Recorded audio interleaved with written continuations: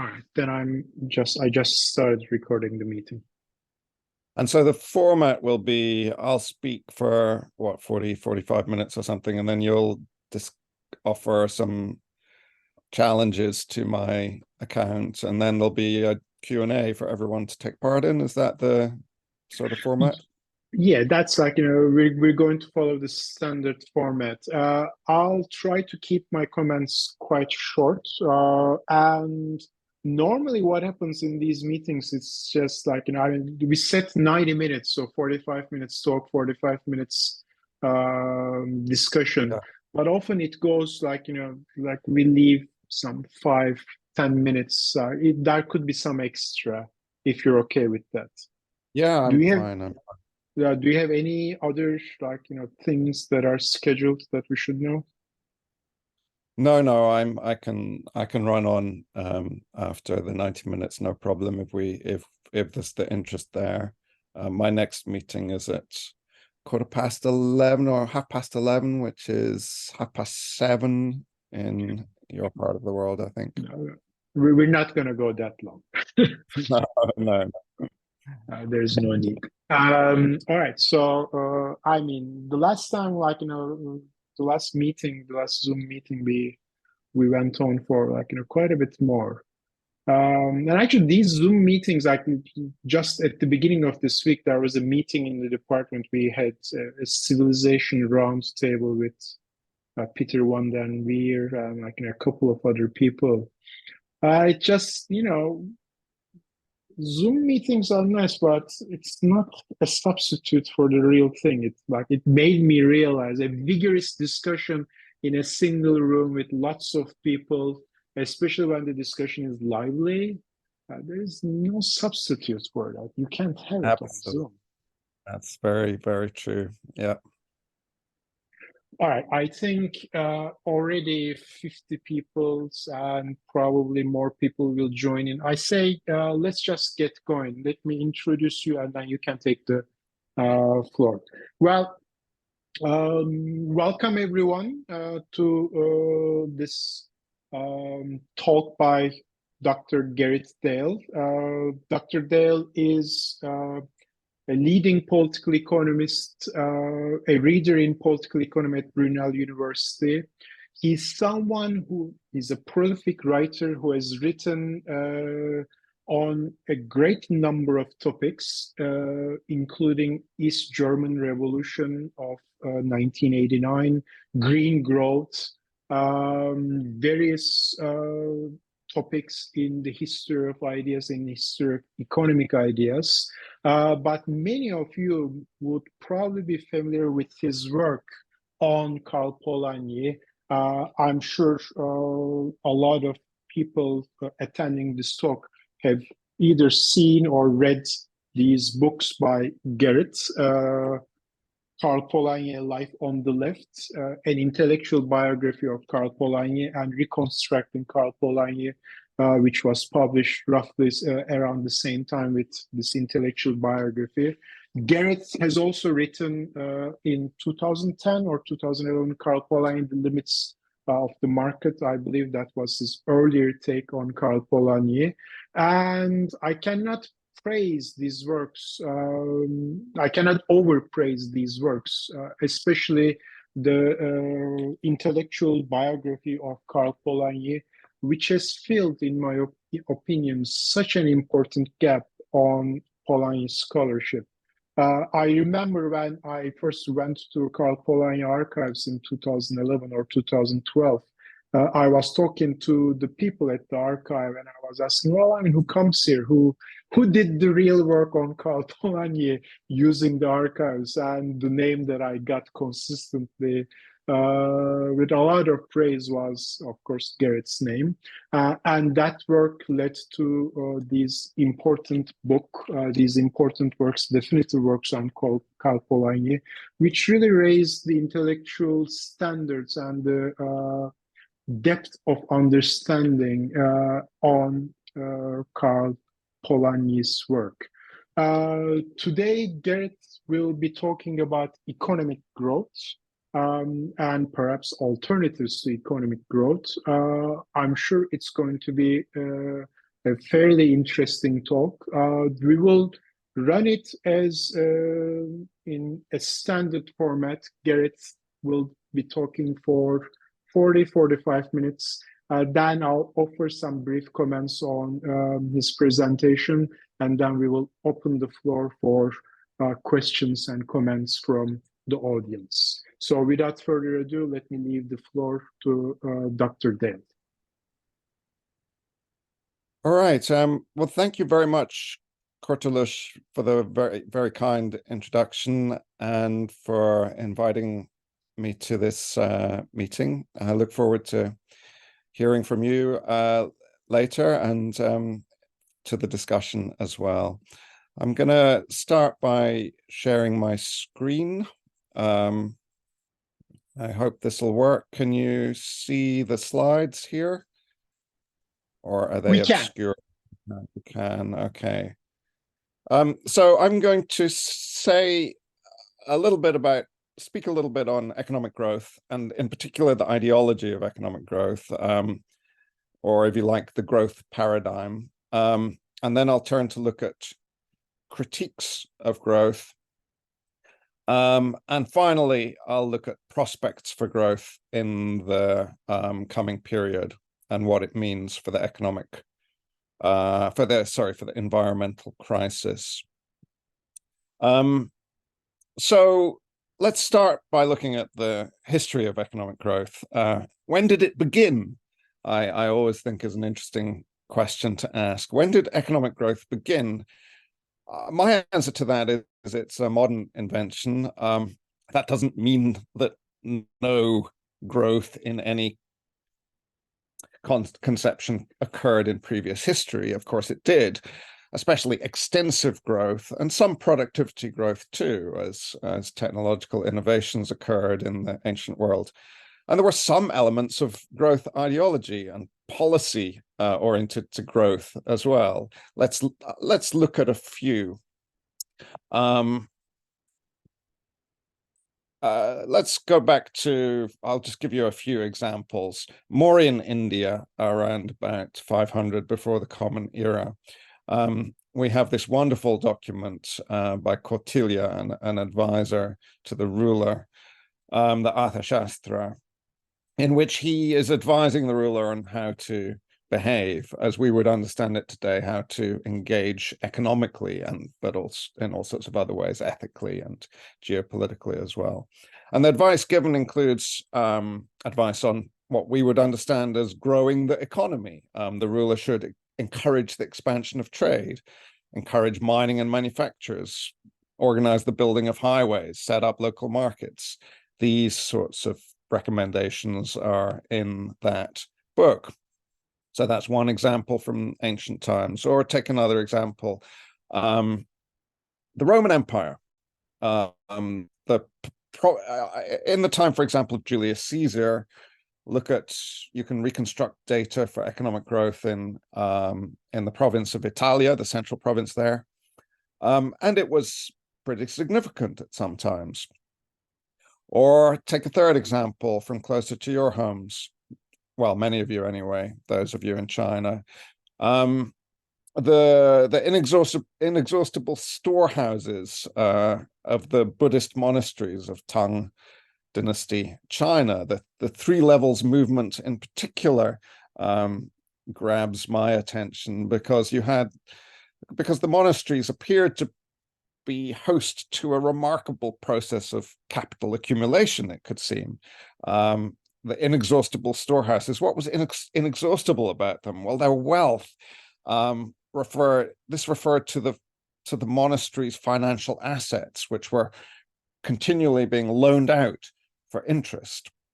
Where did those assets come from? Well, essentially, Buddhists from around the empire would donate to the monasteries. I mean, we from the documents of the time, we know of astonishing scenes as people vied over who could give more to the monasteries. From across the empire, they would come to Chang'an, is that Xi'an today, where they'd deposit cartloads of silks, of silver especially, at the city gates.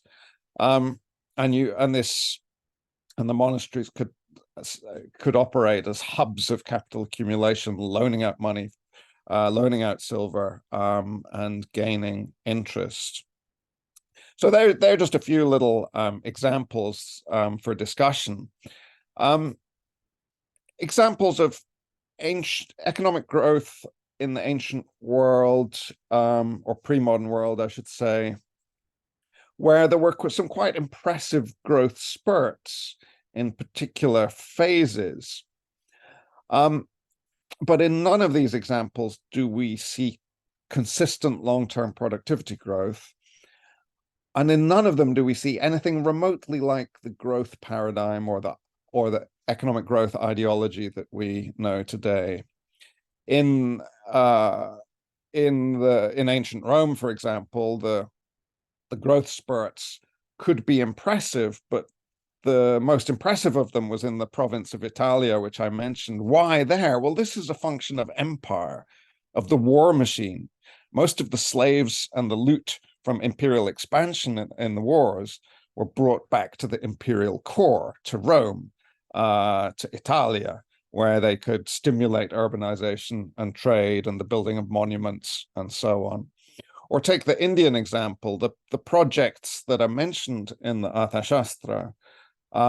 They are projects belonging to the royal household, not to some concept of the economy in general. And the goal is very specific, to make sure that the royal treasury is full to the brim. So this is not really a commitment to economic growth as such.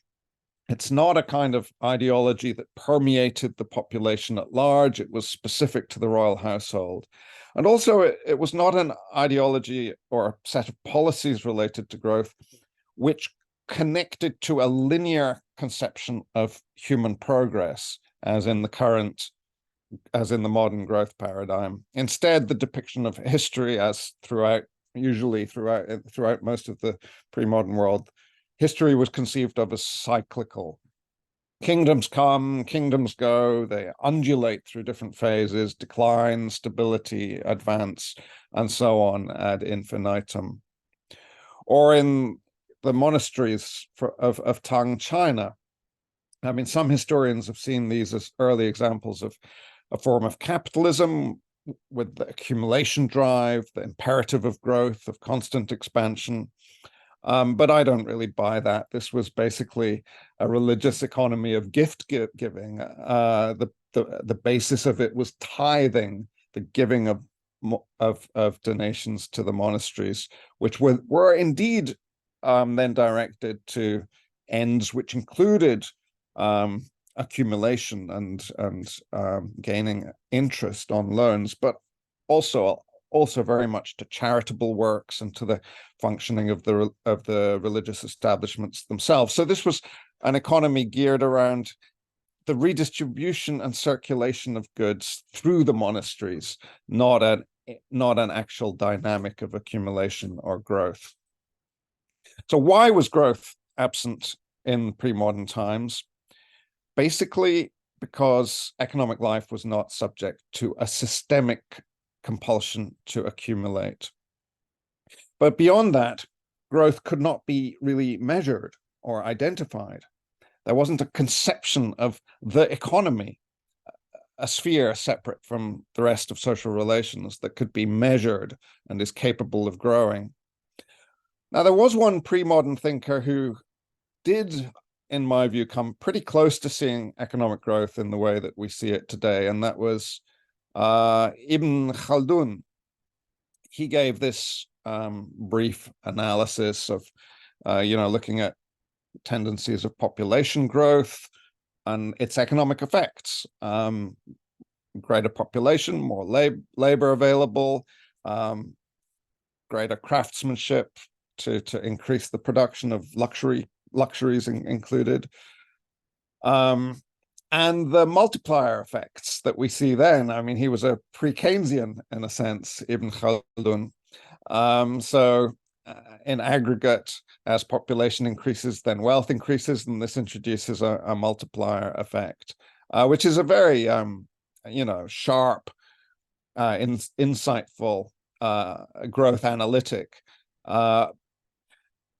But again, this kind of idea of growth did not permeate beyond a few thinkers, and again it was wrapped in a cyclical philosophy of history.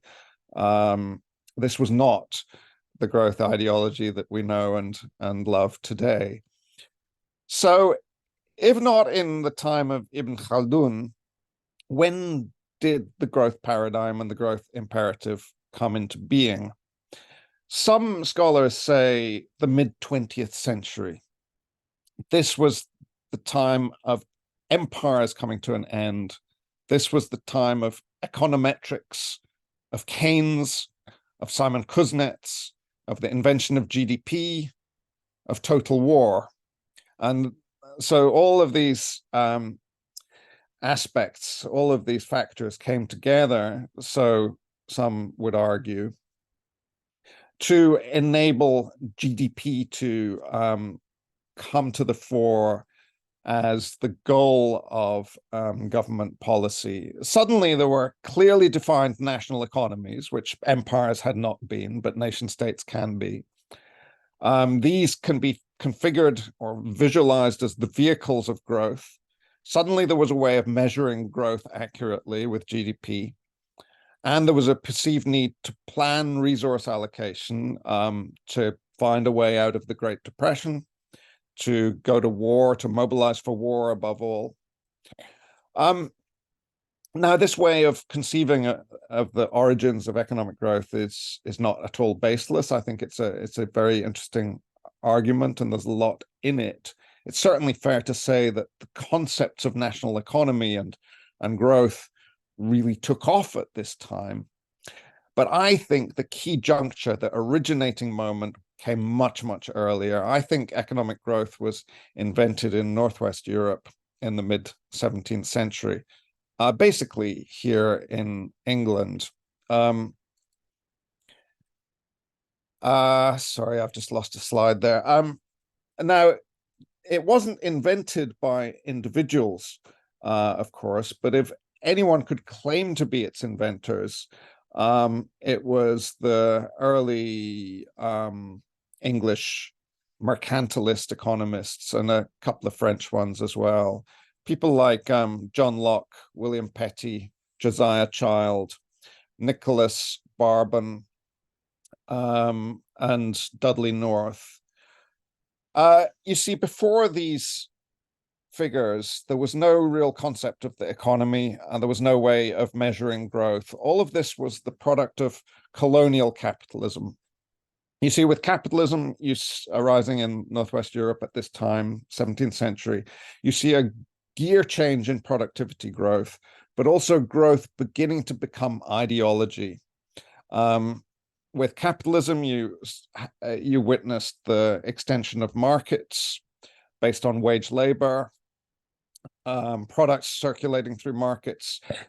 As such, you began to be able to conceive of the economy as an independent sphere, a field of social regularities, a law-governed system, and therefore as something that could grow. It was really only at this point that the economy as a law-governed system could come into our imaginations. It was also colonial in a sense. English capitalism was expanding through colonization, and the figures who pioneered the ideology of economic growth were all colonial merchants. John Locke, North, Barbon, and so on. William Petty was a decisive figure in a way because he invented national income accounting. Again, in a colonial setting, he was part of the English state's colonization of Ireland. He was looking to his personal enrichment as part of that process, but also at the national enrichment of England. And that's when economic statistics began to be systematically collated at the national level, certainly in England, and I haven't heard of anywhere else that began this any earlier. So at the start of the 17th century, nobody knew or could have any idea of the size of the English economy. At the end of the 17th century, they could, and they did. So what Petty and these other merchants merchant intellectuals who I've mentioned, what they were doing was inventing political economy as a tool to justify accumulation, really, which increasingly came to be conceived of as growth, as an abstract quantity, as the wealth of the nation. And this was new. Political economy had never been conceived in this way before.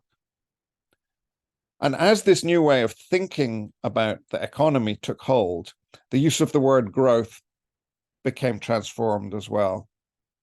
You can see this in the writings of Josiah Child, a 17th century economist, mercantilist, or post-mercantilist economist. I mean, he often used growth in the old way, referring to organic particulars like the growth of a plant, you can see on the slide. But he began to use it in a new and more abstract way to the growth of the plantations, the colonial plantations in Virginia, the growth of trade, to refer to increasing volume of traded goods. This was a hinge point in the language of economics. Growth was shifting from biological particulars to economic abstractions. So on the right, you can see that we can refer to the growth of the corn trade. That's an economic abstraction. So what I'm suggesting to you is that economic growth, both in its real dynamic and in its ideology, are both rooted in capital accumulation, which or capitalism, which began to consolidate in Northwest Europe in the 17th century.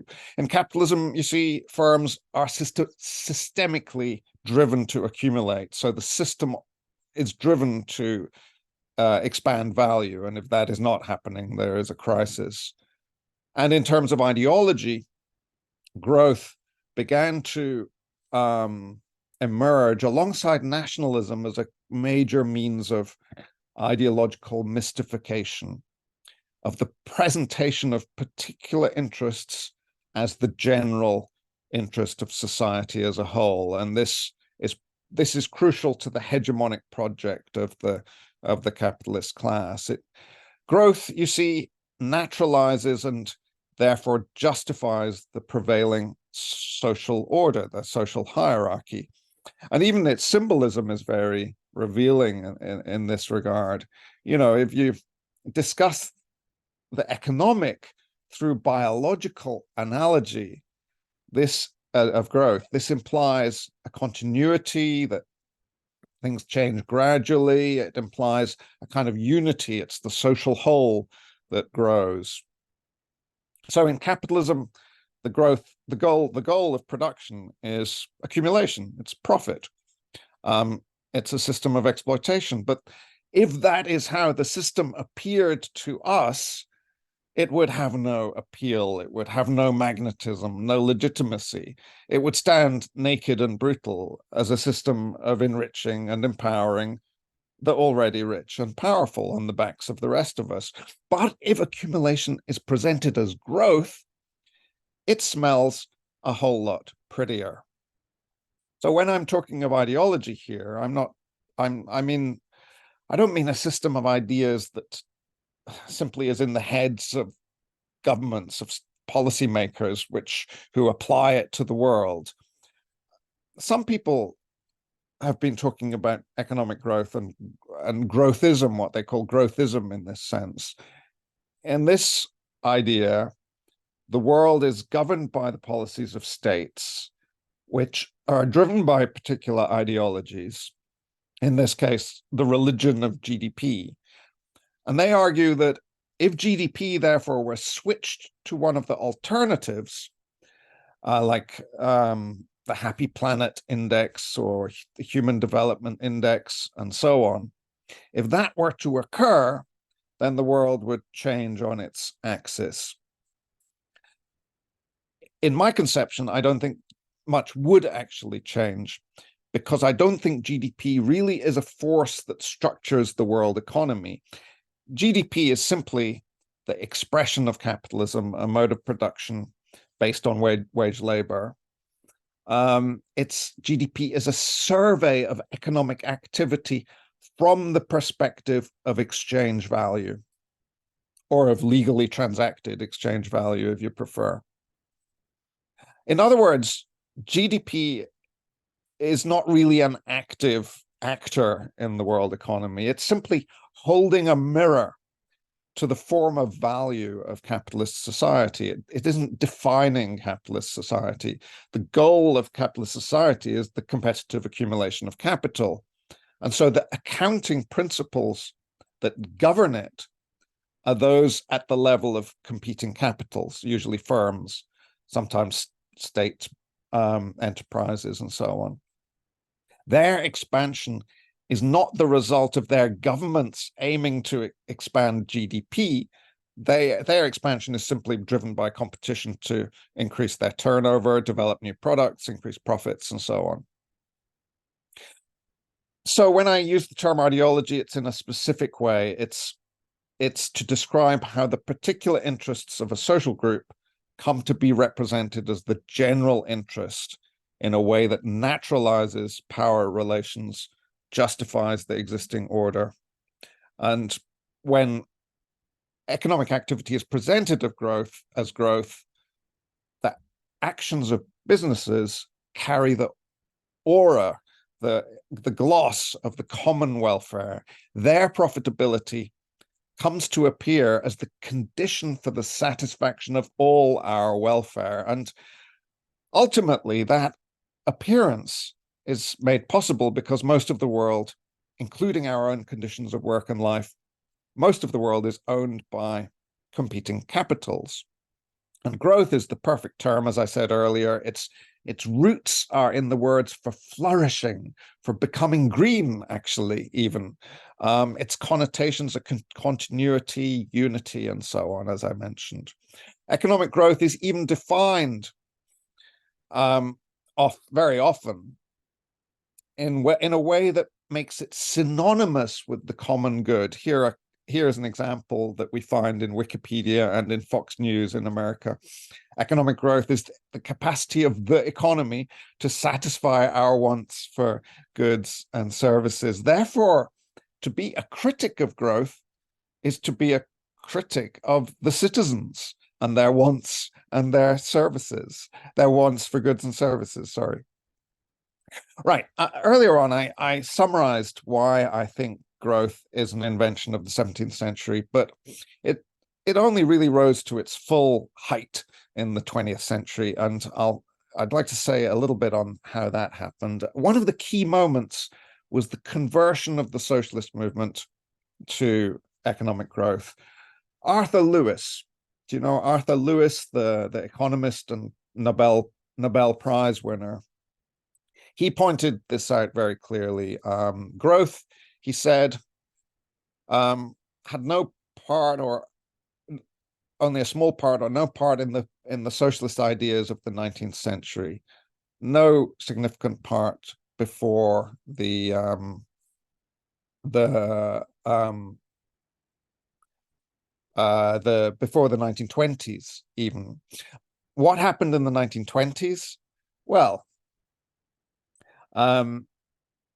that was when social democratic governments across Europe were entering office, and in so doing, they were dedicating themselves to the dominant ideologies of nation, of growth. That was the decade when the Soviet Union turned from an emancipatory project in which it had begun to a form of state capitalism by the end of the 1920s, which, complete with its mantra of growth. This image you can see on the bottom left is not from the Soviet Union; it's from the GDR, which is one of my main interests in the Soviet bloc. I lived in East Germany in the late 1980s, and was struck by the forceful nature of growth ideology in that country. Now, just as an aside, my argument here throughout this paper is that growth is basically a product of capitalism. That argument rests on my conception of the GDR the Soviet Union, China, and all the rest as forms of capitalism. Some people see those countries as forms of socialism. So if you would have to explain growth in a very different way, perhaps as a product of modernity or industrialism. I'm not sure what the mechanisms would be if you take that approach. I'd be interested to hear, if anyone does, what structural features of society explain the growth drive and the growth paradigm. But in my view, they were forms of state capitalism anyway. So the question for me doesn't arise.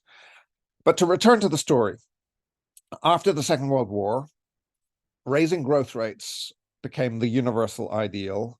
This was just when the world economy was entering its golden age. It was in these years, in the 1950s, 1960s, that GDP growth became the defining goal of public policy, the metric of global success. But hardly had it become so prominent, the center of political attention, then growth began to call forth opposition. Some of the early voices in opposition were quite reactionary and neo-Malthusian, fixated on population growth. Others drew on anti-capitalist critique and anti-industrial critique, going back to the Romantics. Some drew on feminist critique and anti-colonial critique. So the argument was that growth in the North in the global North is really plunder from the global South. And of course, there was a social critique as well, the idea that growth benefits the few at the expense of the many.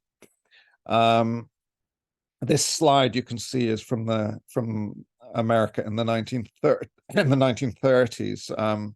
This sort of encapsulates the social critique of growth, bringing about the world's highest standard of living for a few and a certain kind of people in their lovely new car, while another kind of people queue up for jobs which are not coming their way. In fact, this poster can be read as an environmental critique as well, because these guys at the front in the queue, they're actual flood victims. So you can read it from an environmental angle as well as a race and class angle. Anyway, the social critique of growth, basically that growth tends to favor the elite and not the rest of us. Many of these critical currents that I've mentioned go back decades, but they now reformulated themselves in terms of growth. So, for example, the social critique of growth really goes back to 19th century socialists like William Thompson, the Irish political economist. They talked of material progress being seen as an end in itself, and they criticized that that only needed slight reformulation to become a critic of growth. These various critiques of growth from the 1970s coalesced under the hegemony of a new concern, which was the environment. And nowadays, I should move on to look at the environmental crisis. Nowadays, of the multiple environmental crises that we face, climate change has the most obvious bearing on debates on growth. That's because the most powerful of the pro-growth arguments is the argument from freedom. Growth, they say, gives humanity greater control over the environment, and therefore we have greater freedom to pursue our ends. But climate change is a sign that economic growth is decreasing our ability to control the natural environment, as the planet's responses to carbon emissions are outpacing the measures to reduce or capture them. If there is one graph that sums up our plight, I think it is this one, and it's appropriate that we can look at it straight after the failure of another COP meeting. This is the graph of atmospheric carbon with the COP meetings listed along the rising line. And you can see that no matter how often the COP meets, the the line continues upward. Indeed, it has been accelerating. It's been going in the wrong direction. We're going in at maximum speed in the wrong direction. China really epitomizes this, the building of coal power plants as if there's no tomorrow, which will pretty much ensure there is no tomorrow. And for the world as a whole, greenhouse gas emissions are accelerating. You can see on these graphs, the top one at the top is carbon dioxide. The baseline is sorry, the lines are decadal averages. The horizontal black lines are decadal averages rising decade by decade, and despite a little fall during the last La Nina, that will most likely rise again this year. The other graphs are for methane and nitrous oxide. So you can see these are rates of acceleration. If a bar is lower than its predecessor, the atmospheric volume of the gas is still growing, unless it falls beneath the x-axis. If you look at methane in 2004, that was the only one exception. So I want to move a little more quickly and let some graphs do the talking. I'm moving on to look at economic growth and the environmental crisis. First of all, the motor of the system economically is profit, and it has been pretty low for a while. I see no reason why that will head back upward. Global per capita GDP growth is pretty low, has been in the most recent decade, despite the rapid growth of China, which has kept the figure relatively close to the average of recent decades. There are multiple reasons why growth has been low, different theories. The shift from manufacturing to services, which slows productivity growth. The ratio of workers to people in retirement is falling dramatically in China. Climate change itself is beginning to impact growth. Some have asked if the low growth regime we're in could benefit the environment, but unfortunately, I don't think it does, because even though profit rates and GDP rates are relatively low, the mass of profit and of capital rises, and with it rises the power and the capacity to chop down forests, to burn them, to burn oil, to enclose lands, to dispossess, and so on. So world GDP is rising and rising, and with each increment, we see higher carbon emissions. You can see this on the scatter graph here, that as GDP rises, carbon emissions rise, and our material footprint as well. Finally, let's ask, what does all this mean for politics, for strategy? I'm going to look at a couple of programs that try to address the environmental crisis with reference to economic growth.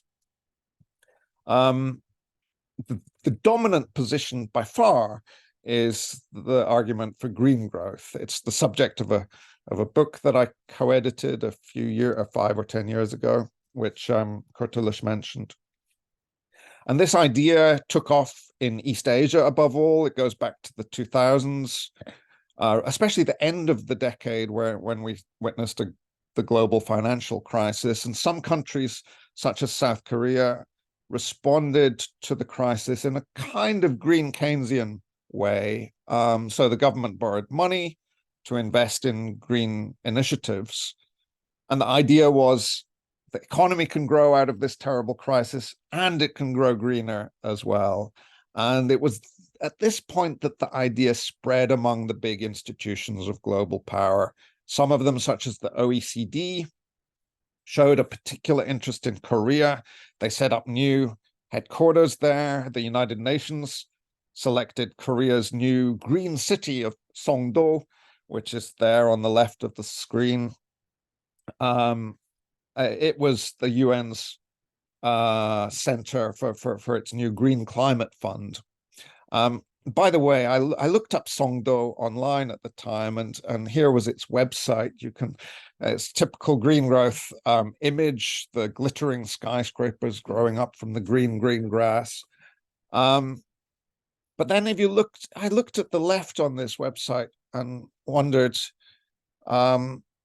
what's this word at the bottom? Aerotropolis. I've never come across this in my long life. What is an aerotropolis? And then I clicked on that, and it's a city built around an airport. So here was this smart city, home to the Green Growth Center of the United Nations, which boasts that it's becoming a city that you can commute to from Shanghai. And so I think that the experience of Songdo teaches us a lot. But what is green growth? You are familiar with it, I'm sure. It's the idea that governments create incentives for greener production. Firms then develop greener products and strategies. And in combination, then all the firms are follow suit, and a more environmentally attuned economy results. It depends on the idea of successful decoupling, the decoupling of economic growth from resource use. And the decoupling comes in relative and absolute forms. Relative decoupling is when, in the case of GDP and greenhouse gas emissions, GDP rises faster than greenhouse gas emissions. We're basically talking here of improved efficiency.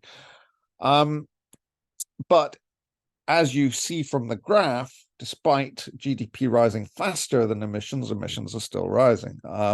For this problem to be addressed, absolute decoupling is needed. That would be falling emissions while output rises. Now, this can happen in very limited economic spheres, certain countries in certain periods, but when it does, it's usually the result of emissions offshoring, so shutting down a steel mill here and buying in steel from elsewhere. So it's a trick of statistics. At the global level, absolute decoupling to prevent climate breakdown would have to be of the order of 15% per year, every year for the next 3 decades. The highest rate of decoupling by any of the rich economies that we've seen was under 3%. That was at the time of the oil crisis in the 1970s. And the average rate of decline of decoupling at the moment across the world is less than 1%. Even countries such as South Korea, which declared for a while for green growth, have shown no real progress in decoupling at all. The juggernaut continues. Right, I should summarize the argument I've made. The world economy is locked in a growth drive. This is undermining our conditions of existence. The period we're in is defined by the ecological emergency, the mass extinctions, and so on, and the blowback we've seen from our plundering of nature in the form of pandemics and climate chaos. In the coming period, economic growth will be low, I think, yet corporations and governments remain enthralled to it, and as growth continues, demand for fossil fuels will remain very high. If we stick to brown growth, that will incinerate the planet, but green growth, which appears a realistic alternative, cannot bring down emissions anywhere near quickly enough. Fortunately, as an important book by the epidemiologists Richard Wilkinson and Kate Pickett tell us, just as we're discovering that the environment cannot cope with any further carbon emissions, we're also learning that further economic growth, at least in the developed world, the rich world, doesn't improve happiness or health or well-being. Up to a certain point, growth tends to improve these things, but then the relationship breaks down. So all of this raises the question, at least in the rich countries, of degrowth.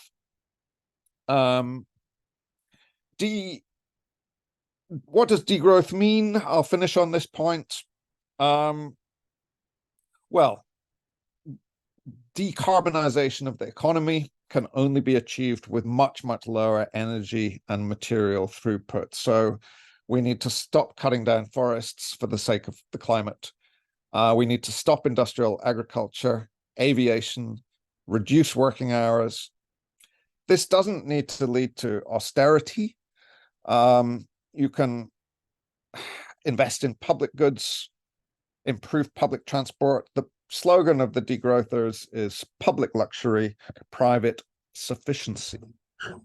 Now, of course, a degrowth program will struggle to find mass support. And so you might say it's unrealistic. But I would suggest it's much more realistic than any other program, because only really a radical reduction in energy and materials use would bring emissions from the rich countries down quickly at all. And in this case, by the rich countries, I include China as well, even though its per capita GDP is much lower than, say, the US or Britain. So realism, I think, requires at bottom an understanding that the habitability of the planet is the basis for all other considerations. And while I have some critiques of the degrowth program, I think that this level of realism is what we should all aspire to, or this definition of realism, in other words, that the habitability of the planet has to come first. So I'll leave that as a question for discussion. And I did plan to say a few words on the Green New Deal as a sort of subspecies of green growth, but I think I've spoken for long enough. And if people are interested in that idea, we can always return to it in the discussion. So thank you for your time. I hope I haven't spoken for too long. Thanks. Hi, Gareth. I think you were just on time. So thank you very much for that presentation. I will have two quick comments, more like questions, and then we can collect some questions. The first question has to do with the mechanism underlying the current, let's just say, debacle or the current crisis. Is it the nature of capitalism as a system of exploitation, or is it the fact that the form of capitalism that we've been practicing since the 19th century is basically dependent on fossil fuels? So perhaps I can formulate the question as such. Could there be an alternative capitalism with an alternative source of energy that could resolve theoretically? Here we're talking about utopias or real utopias, as I recall in Wright would put them. Could there be a form of capitalism that you can envision, that you can imagine, that would address the problems that you have been talking about? And I mean, my opinion is that that's pretty much not entirely possible, because if you solve the energy problem, then there are other problems like endless production, the environmental pollution that occurs, that emanates from producing more and more goods for consumption and goods. Agricultural production being done based on fertilizers or various forms of destructive technologies. So my own answer to my question is rather on the negative, but I would like to hear what you have to say. The second question is about the political aspect of the problem. Degrowth is, of course, an alternative that we can imagine. But how realistic are these alternatives in the era in which we're living, where corporations are more powerful than ever, and the redistribution of income around the world has been worsening? It hasn't been getting better. It has been worsening significantly in our lifetimes. It has been worsening significantly in the last 20 years. And it is like the rate of exacerbation, the rate of worsening is going up. Since the 2007-2008 crisis, the world has become even more unequal at an increasing rate. So much so that we can, at this point, talk a little bit of this is the new feudal era where some people have massive assets and the vast majority of humankind don't have assets at all. The world has been partitioned into, well, among a few people compared to the size of the world population. So, given this political economic reality, where do you see the solution, or what futures can you imagine that would involve um, some movement or some mobilization towards a solution of the current impasse that involves capitalist growth and environmental crisis? So those are two questions. I say, why don't you address them while we're collecting some questions from the audience? And the procedure is you have to raise your hands so that we can put you on the queue, or you can just pose the question on the chat forum, and then I will pose the question, or Gareth can immediately read the question and address the question. In general, we will try to collect a few questions before Gareth addresses the questions in turn. So, Gareth.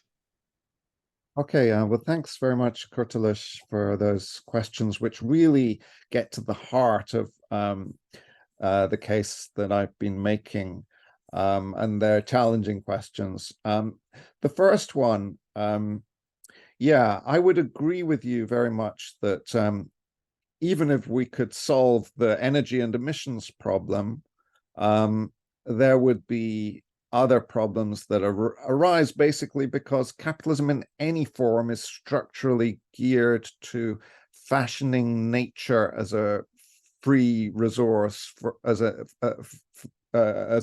input into the behavior of corporations, and corporations are driven by competition to keep those inputs as low as possible, therefore to sort of exploit nature as much as possible. So even if moving away from hydrocarbons to renewables were successful on the world scale and emissions were brought down to zero even as a result, I still think we would see that incredible expansionary drive of capitalism to completely further colonize and disrupt and the natural world, with all the attendant problems that ensue. For example, the COVID pandemic was almost certainly a result of deforestation and such like. Now, the form of capitalism that we have has grown up around fossil fuels, and the interests of capitalists and states are very bound up with that form of fuel, as we've been seeing this week in the COP negotiations. Beyond that, I would also suggest that capitalism as a mode of production has led to, or tended to, has been heavily conducive to the political formation of world order as a nation state system, and nation states become roped into the competitive relationships of capitalist society. So for all the talk of globalization in the 1990s that we heard, bringing the world together in a cosmopolitan field, conducive to global interest formation in the face of environmental challenges, I would respond to say, no, the opposite. Globalization has further entrenched the nation-state system, which maintains states as fierce centers of competitive rivalry, and the competition is over wealth and power. And that seems to be the defining feature of the world in its political order, which is the major obstacle to the world genuinely coming together and addressing these issues that we've been discussing. Your second question about realism, how realistic in this era is the degrowth program? Well, I think I touched on that in my closing words. I'm aware that in terms of persuading people of this sort of program, it's not realistic at all. I was calling instead for a form of realism that takes the habitability of the planet first. I mean, we are acting in ways that will ensure our grandchildren get barbecued, basically. And I think the realistic response is to say we should stop doing that. We should pull the emergency brake, the great metaphor of an early degrowth theorist from the Marxist camp, Walter Benjamin. I'm calling him a degrowth theorist slightly provocatively, but I think really he was. Pull the emergency brake is what we need. It's not what many people are reaching to at the moment, but I think there's more and more popularity of this program, this sort of program, as we see the terrifying scale of what capitalist growth has been unleashing. So where do I see the solution? Well, definitely not with the intergovernmental organizations. At COP each year, we're given an exhibition of their failures. Not with states. I look to social movements. I mean, transatlantic slavery was ended partly as a result of slave revolts and movements in the countries of the slavers. Women gained the vote through social movements. So this is where I place my faith, but I recognize that the more realistic option is the more realistic alternative in terms of probabilities is the one that you sketched out, Kurtuluş, the continued domination of these discussions by the corporations and states which have no real interest, direct, immediate interest in serious change. Well, on that point, I think I would also place I have basically I don't have any realistic hopes of international organizations or the current system of nation states addressing the problems in which that we are experiencing. So I would also place my faith and hope on social movements, which can be, we know from history that social movements can really change the track of history, the railway tracks of history, to use Weber's metaphor.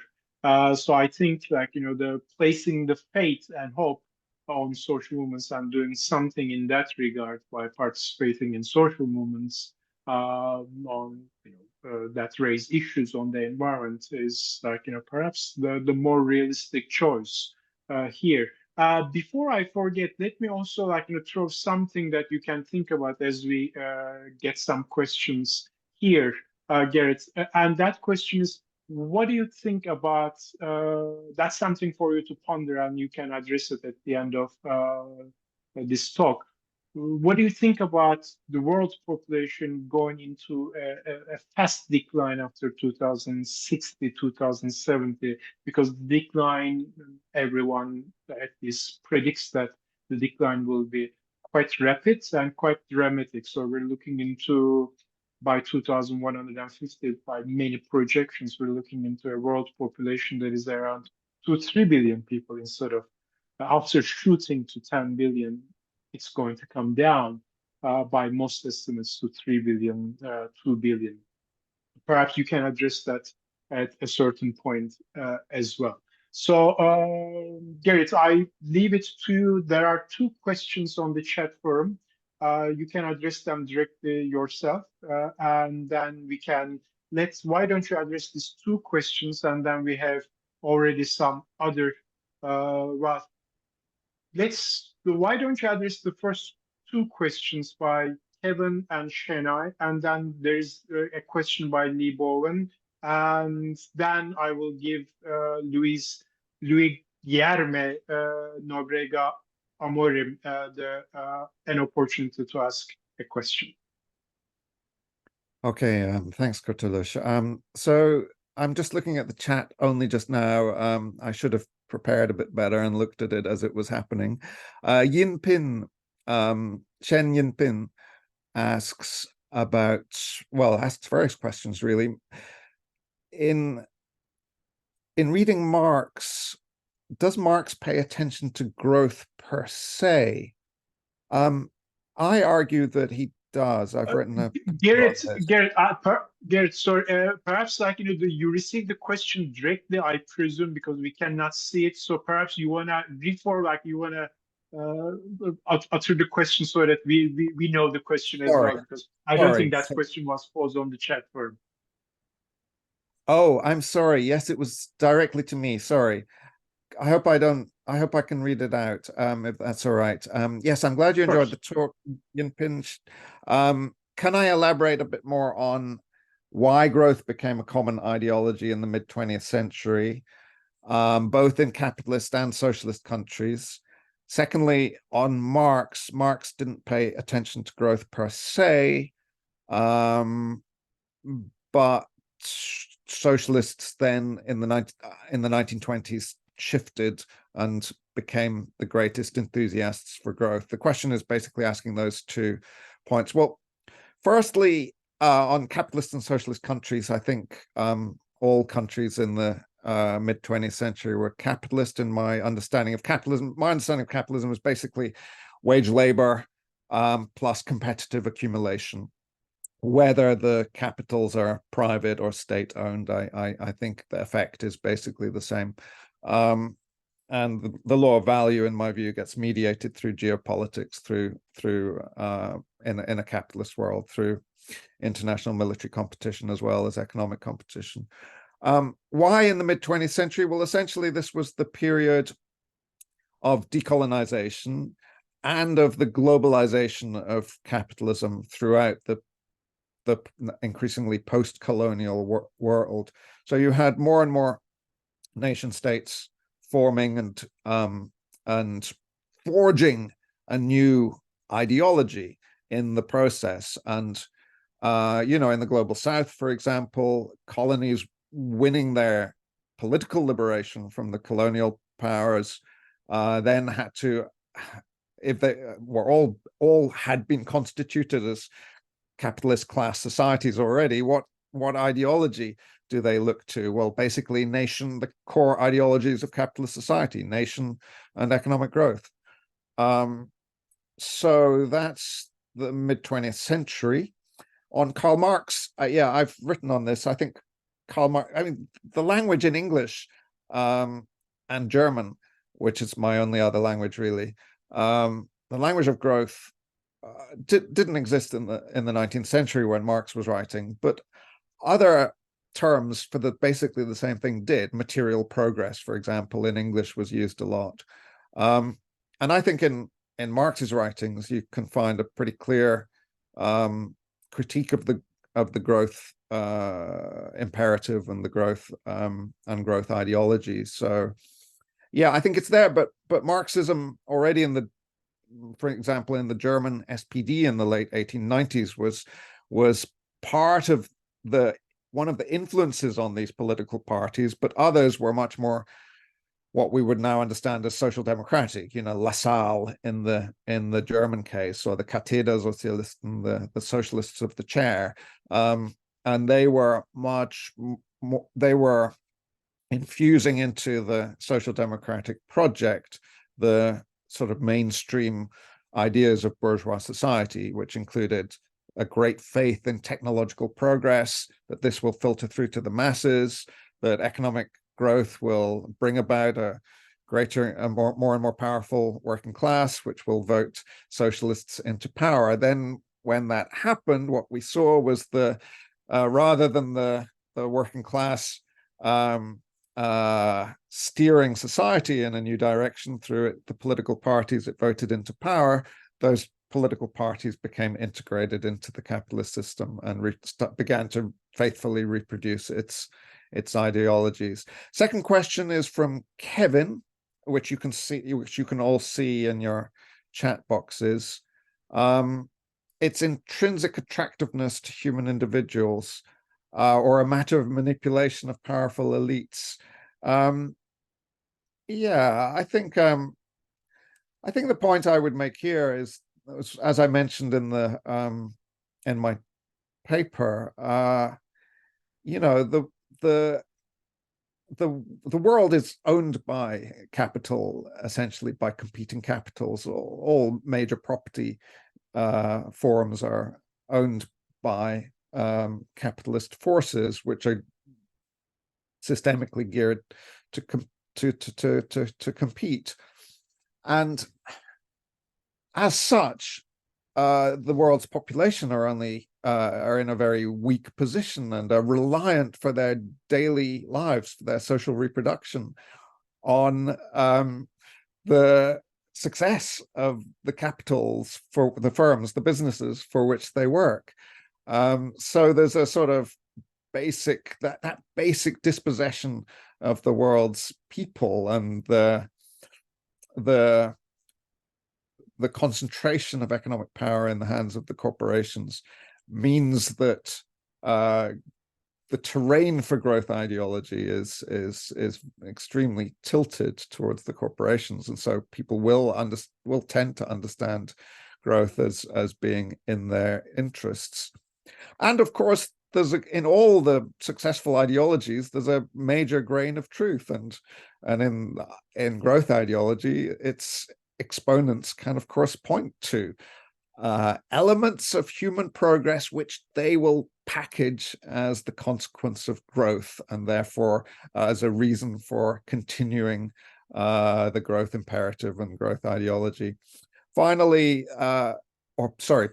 and the next question penultimately is Shene Günemin, role of urban space in transforming capitalism.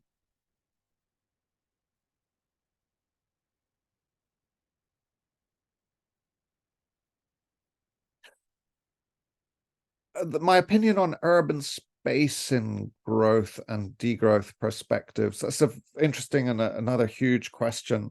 I have to confess, I'm not so much of a geographer. Perhaps others could answer more fully on this question, or perhaps others might wish to come in on it, because it raises some very important issues. In terms of degrowth perspectives, there's a book on degrowth in the suburbs. I'm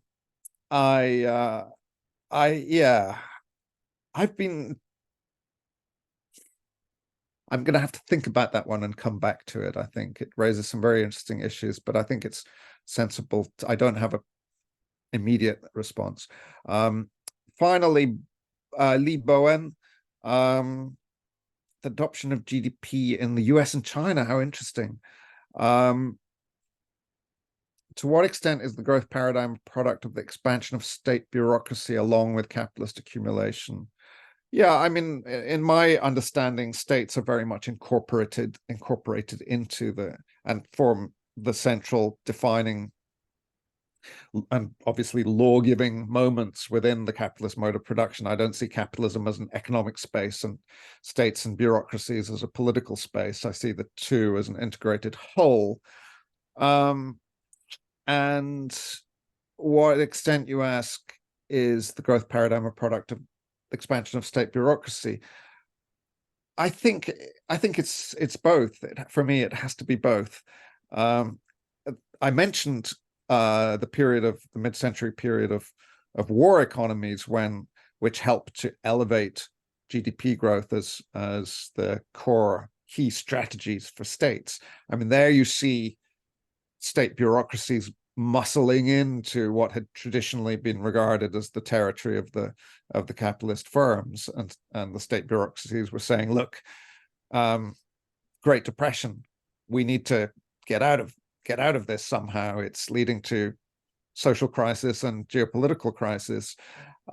We need to stabilize society. So one of the mechanisms, one of the techniques at their disposition was this emergent understanding of GDP and measurement of GDP, and it played a role in the state bureaucracies seeking to intervene in a more muscular way in economic processes. I mean, this was happening across the world, not just in the so-called communist countries. I mean, you had Keynesianism and war economies in the West. You had import substitution, industrialization in the global South. In all of these, you saw an alloying together of state bureaucracies and capitalist imperatives. Somewhere like Brazil under Kubitschek was just as statist as South Korea under General Park, or as China under Deng Xiaoping. The role of state regulation in the symbiosis between growth ideology and capitalism. Again, that's another big question. I'll have a think about that one, and perhaps others would wish to chime in on that. I mean, again, a very interesting question. Thanks for all of these. Luis? First of all, I want to thank Professor Dale for the exposition. It was very, very good. My name is Guilherme. I'm a Brazilian student here in Jeddah. I arrived some weeks ago, 2 weeks to be exactly. And all this discussion about the growth and economic growth had me some thoughts, but I'll try to synthesize in one simple question. That in Latin America, it's getting more and more popular alternatives to growth, such as Bem Viver and eco-socialism. And I would like to ask Professor Dale if he have any thoughts about it, because Bem Viver is getting a lot more popular in places like Brazil, but already had some political space in countries like Bolivia, Ecuador, Peru. And I was thinking if it kind of poses some alternative to the ideology of economic growth. It's been a political thought based on indigenous traditions, and one of the authors that I said is José Carlos Mariátegui, and he also kind of works with this proposition of collective space, collective agriculture. And well, I would like to ask him about this, if Bem Viver and eco-socialism can make some kind of alternative to even the growth, but especially the ideology of economic growth that, well, it's the main ideological base of capitalism as per se. Great. Thanks very much for this. Another really interesting question from Luis. Yeah, Mariátegui is a fascinating thinker. I remember reading him when he first began to become known about in Britain, anyway, in the West, back in the late 1980s and early 90s. I haven't read him since my interest in economic growth arose, so I haven't parsed through his work to see the, I mean, he's such an important Marxist thinker, in part for bringing in elements of indigenous ideas into the Marxist tradition, which is really, really profoundly important, I think. But and yes, I can see your point that this can give ideas on how to pose and how to mobilize for alternatives to growth ideology and the capitalist system of which it forms a part. Brazil, you mentioned. I mean, I did some research in Brazil a few years ago, and I went to the Amazon and met indigenous people there who had the predictable tales of essentially a slow form of genocide that they were experiencing under the productivist dynamics of a professedly socialist regime under Lula, for example, a rapidly growing Brazilian economy, which was at the time in the 2000s, which was engaged in development, and development means carving roads through the Amazon, which then lead to inward migration and the burning of the forest.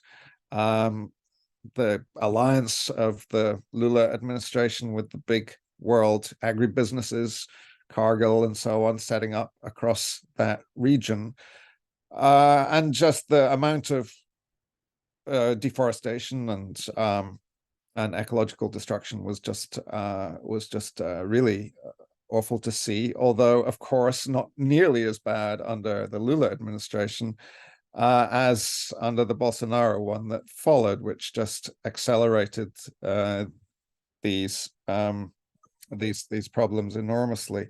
So Buen Vivir and eco-socialism are hopeful movements, I think, across Latin America. Latin America, an example of the model example of a region of the world that has been geared to economic growth and export production without really gaining benefits at all. Brazil, a case in point, where Brazil has been committed to ever-increasing growth, as all countries, all states are, but it's been witnessing a reprimitivization of its economy in some respects. I mean, there are some high-tech sectors in Brazil, but more and more reliance on shipping soy to China, and iron and nickel and various minerals and so on. So yeah, Brazil and Latin America in general do highlight this, the scale of the problem, the Amazon being the key, being the lungs of the planet above all, but also Brazil and Latin America highlight some of the most hopeful movements that we have seen around the world, including the ones that you mentioned.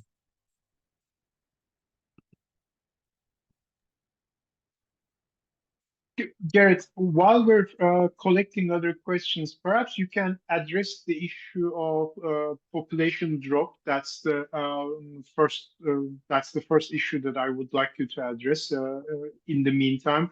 And your comments, like in the talk, you made a point about state capitalism, socialism, and industrialism. Normally, when I think about capitalism, I make a distinction, at least at the analytical level, between industrialism and capitalism. Although in practice, the form of capitalism that we're seeing around the world since the 19th century has been industrial capitalism, obviously, of course. But if we want to think about socialism in the current world, can we imagine a socialism that doesn't rely on industrial production, let alone state capitalism? So again, this is a very big question and it's a very broad question, but perhaps you have some thoughts about that as well. So two issues: population and socialism without industrial production. Great. Well, thanks for all these questions, Kurtuluş. On population, I mean, this is a fascinating question. I don't have a worked out answer on this one at all. All I would suggest is that, population growth, as we know from Ibn Khaldun, as I mentioned in the paper, and as we know from economics as it has developed since his time, population growth, of course, is a great fundamental driver of economic growth, of GDP growth. The more babies, the more demand, and the greater the workforce. So this is a huge cog driving the wheels of capital accumulation and profitability of the system as a whole, and population decline therefore makes it harder for profits to be, for aggregate profits worldwide to be achieved. Now, however, the bulk of economic growth does not come from population growth.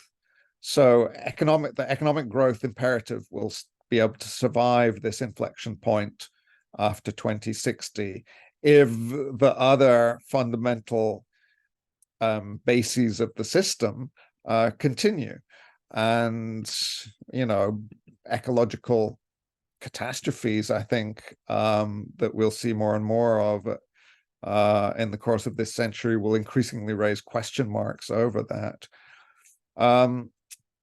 But yes, economic decline is going to make economic growth more difficult. It's going to make economic crises more likely. We will probably see more and more countries emulate a sort of Japan-style development that we've seen in recent years in Japan, of a sort of a more stable, low equilibrium growth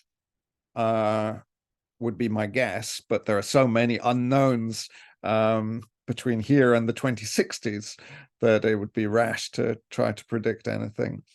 On state capitalism and socialism and industrialism, I don't use the term industrialism myself. And the reason for that is because if I use the term capitalism, I can point to a social system with a particular set of structures which give rise to a kind of mechanism of economic change, using Marxist terms such as exploitation and accumulation and so on. It's a form of society where there's a particular goal of production, which is profit. Industrialism isn't an analytical term in that sense, in my view. It's just another way of describing industry. There's no mechanism there. There's no structure there other than the idea that, there's greater use of technologies in forms of production, which is really just a description. Now, if we think about socialism in the future, could we imagine one that doesn't rely on industrial production? I don't think so. Even the degrowth alternative that I pushed out there at the end of my talk, even the degrowthers, almost all of them, maybe all of them, favor large-scale industrial production. They are keen on the enormous expansion of wind farms, solar farms, which are highly technologically complex systems built in factories, basically. So yeah, no, I don't think we can imagine a society without industrial production. Even though I'm essentially a sort of degrowther or eco-socialist degrowther, whatever labels you prefer. Even though I'm a technology skeptic, I think we cannot envisage a world without industrial production. I think we can envisage a world without industrial agriculture. I think those are two quite separate issues. We have created for ourselves a world reliant on a lot of energy and quite a lot of goods. I think we can, in the rich countries, we can reduce vastly the amount of goods that we use, and we can reduce very significantly the amount of energy that we use, but we'll still be reliant on industrial production. I think we can reduce completely the amount of food that we eat produced in industrial farms. I would prefer to see much greater. My socialist utopia, since you're asking about these questions, would include, for example, shorter working weeks so that those people who are interested can convert their lawns to orchards and start producing more fruit and nuts and vegetables in and around the towns in which we live, so there is less need to rely on imported goods. I mean, obviously, in some kinds of cities, that is impossible. In American suburbs, spread out around their towns, that would be quite achievable. In Shenzhen, with its enormous skyscrapers and many Chinese cities, perhaps that would not be possible at all. But yeah, this gets back to, I suppose, Chenet's question of how to transform urban space. It reminds us that different urban spaces in different parts of the capitalist world are very, very different. We have one question from Tengi on the forum, and then why don't you address that question? And if there is after that, if there's time for another round of question, we'll do that, but probably there's not going to be enough time. So why don't you address the question by Tengi? Sure.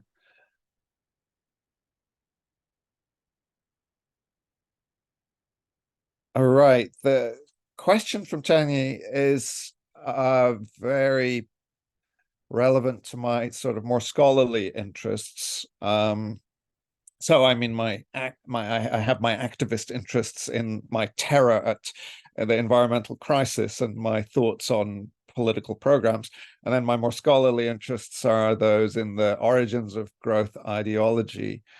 You know,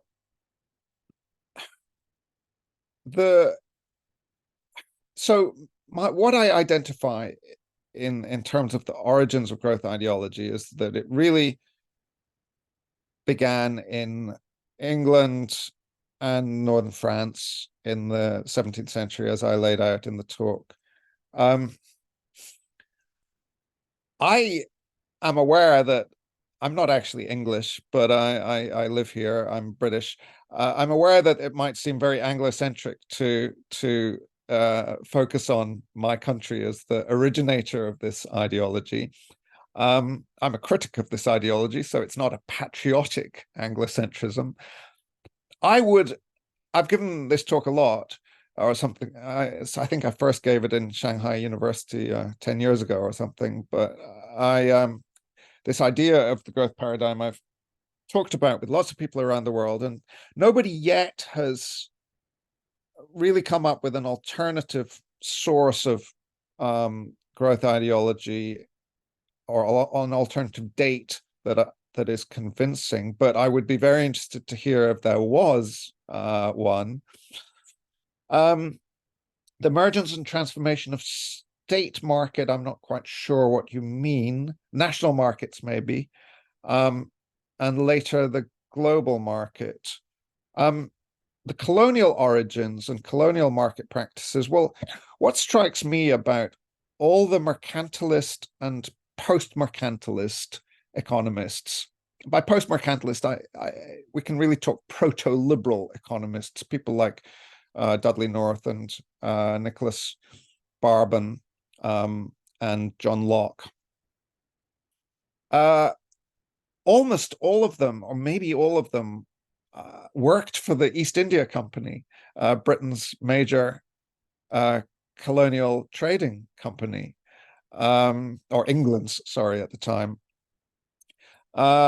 which I find remarkably interesting because these proto-liberal theorists were beginning to move away from the mercantilist conception, and they were beginning to present an economic theory that focused on the abstract interconnection of economic actors via markets, abstracted from state involvement. That's the key thing. Abstracted from economic power. It's the early origins of liberal economics and ultimately of neoclassical economics, I think, focusing entirely on the market as a law-governed field, borrowing from the scientific revolution, which was developing an imagination, a conception of the universe as a law-governed field. This type of conception was borrowed by these economic thinkers and brought into economic ideology. And what is so interesting about this is that here were people who were very part of a colonial corporation, absolutely about using military power and political power to gain economic ends. Yet they were developing theories of the market as a space of essentially peaceful exchange activity. That contradiction, I think, is quite fascinating and very ideological in a way. The colonial market practices is an interesting point here is that I argue that the growth paradigm as it evolved at this time was very much about the conception of the economy as a law governed system with a growth imperative, but it was also connecting to a theory of history, moving from a theory of history as simply about providence in the Christian realm of God determining the path of society through particular phases of the fall and so on. Moving from that and moving away from cyclical theories of history, moving towards a theory of history as human progress. Initially, this had a religious stamp on it very, very strongly in the thinkers that I mentioned. But increasingly it became secularized, the arrow of historical time moving forward and upward. And growth ideology really came to be linked in with that. Now, where is the colonial element here? The colonial element is above all in the great encounter of European colonizers with North America, with the American, no, not just North America, but with the New World, because it was through that encounter that you began to see theorists and philosophers developing the idea of stages in the development of human beings.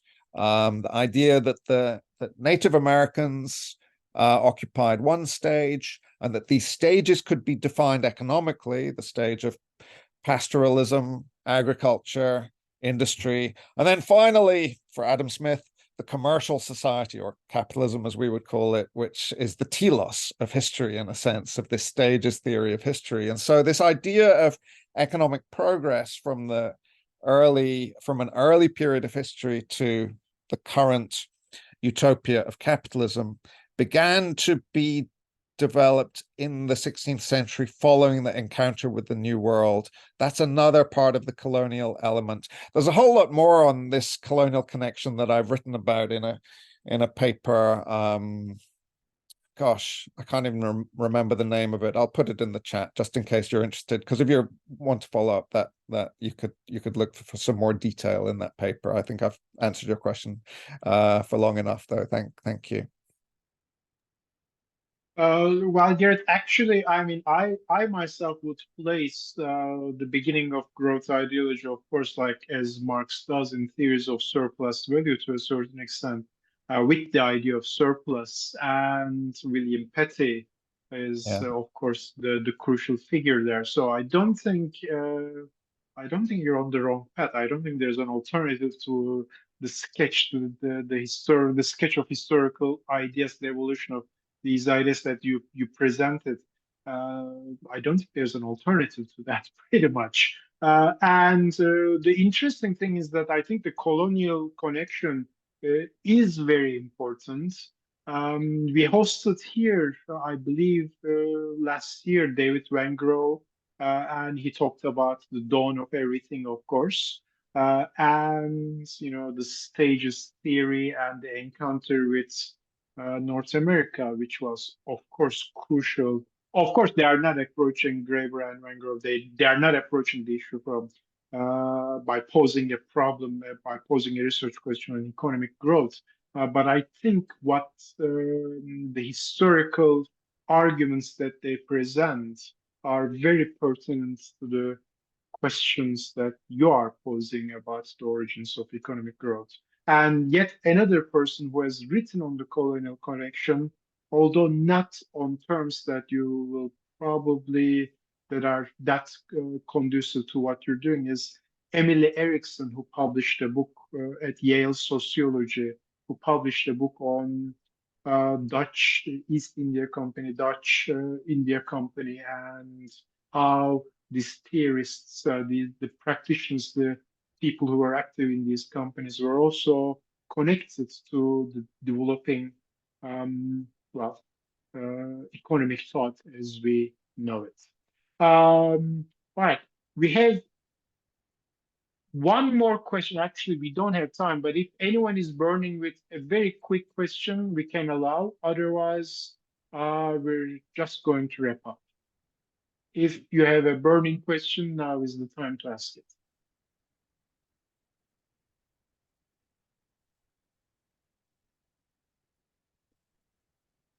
All right, then we can wrap it up.